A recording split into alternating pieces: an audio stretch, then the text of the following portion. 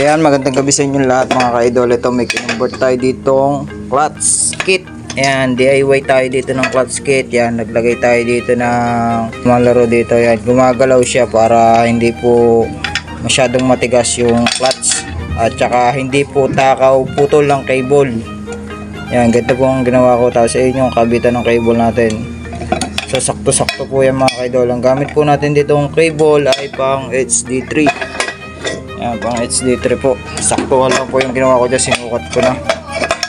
Kahit ito lang po yung ipadala ng mga ka-idol. Ito po ay pang XRM 110. Ayan o. Malaro yan. Bawat pisil mo, sunod yan. Konting adjust lang to idol. Ayan. Goods na. Ang conversion natin. DIY clutch XRM 110. Ayan, okay na po yan. Naglagay tayo dito. Ayan, in-extension na natin yan dyan para malambot po yung clutch. Lumalaro po yan. Yan o. Ganito. Bawat pisil natin ay sumusunod yan. Ayan, lumalaro yan ganyan o. Para hindi tayo maputulan ng cable.